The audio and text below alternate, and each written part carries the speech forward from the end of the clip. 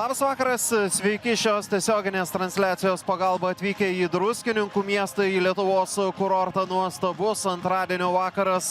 Pirmąjį atrankos etapą užbaigs rungtynėmis su Lichtenšteino moterų rinktinė. Rinktinės ataka. Godos Mailytės perdamas, Grikšaitė, jos smūgis turėjo gerą progą, būdama Fabian Hoppe. Čia yra teisėjų brigada. O Lietuvos rinktinė muša įvartį. 7 minutė ir Ugnė Lazdauskaitė keliauja į Liucijos dar kartelį. Ta situacija. Po Liucijos Vaitukaitytės perdamo Ugnės Lazdauskaitės antrasis įvartis, o Liucija atlieka jau ketvirtąjį rezultatyvų perdamą. Šias rungtynės mintis buvo tokia, kad dėmesys gynybai. Su estėmis čia nebuvo nuošalės. Žaistų lygiosiamis. Čia Ugnė Lazdauskaitė, jos perdamas yra šansas uždaryti ir Rimantė. Wenger perdamas į priekį, Gopel.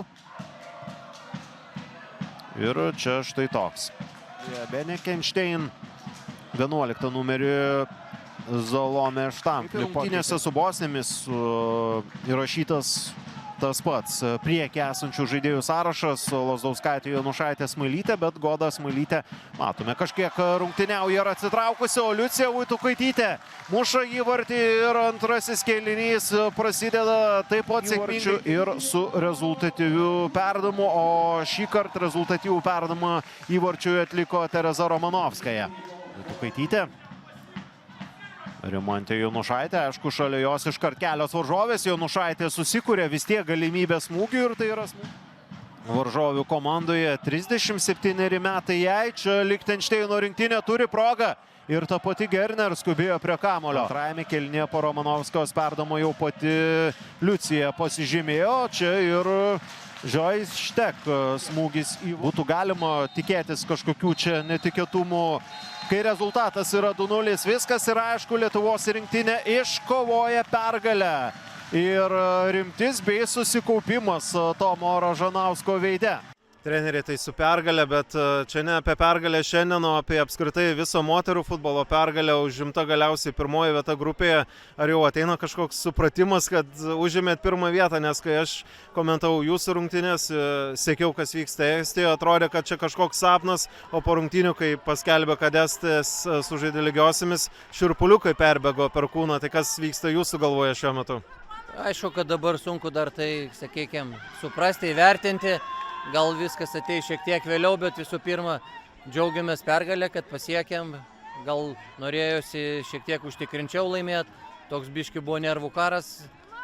Merginos vis tiek jautė, tikriausiai toks jaudulys jautėsi, nes tikriausiai supratom ir galvojom, kad viskas įmanoma šitoj grupėje ir tą akcentavom, kad reikia eiti žaisti kiekvienas rungtynės, neskaičiuoti taškų.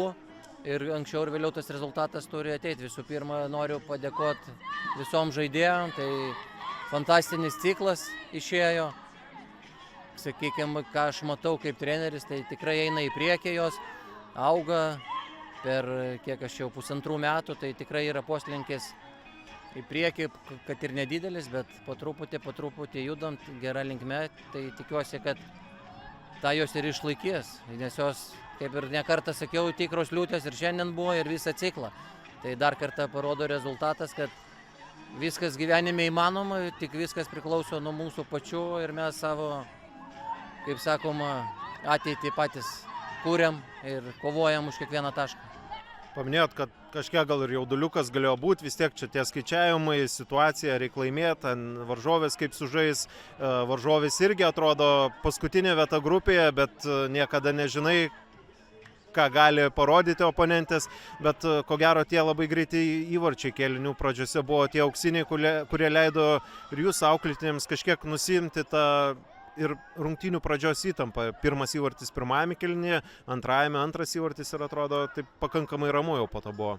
Jo, potencialiai ant popieriaus gal mes esam, kaip sakau, stipresnė komanda, bet niekada nežaidžia popierius ar pavardės. Reikia išeiti į aikštę ir įrodinėti savo vertę aikštėje. Tai nenorėjosi per visą stovyklą akcentuoti, kad mes esam čia kažkokie favoritai.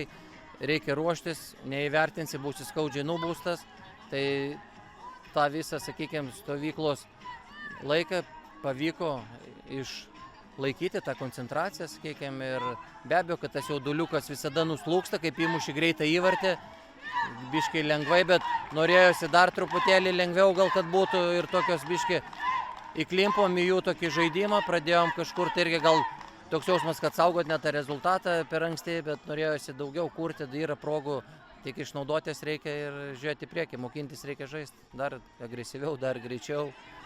Viskas, sakau, įmanoma, sveikinu, tikros šaunuolės. Ačiū fanams irgi, kas atėjo, visas rungtynės mūsų ir lydėjo išvykoje, po 6, po 9, ten kas kiek galėjo, tai didelis ačiū jiems, kad nepamiršta ir moterų futbolo.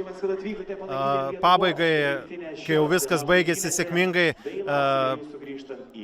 futbolininkės žinojo rezultatą iš kitų rungtynių, dar rungtynėms vykstant ir kaip jūs pats, ar sekėt, ar labiau stengiatės atsiriboti?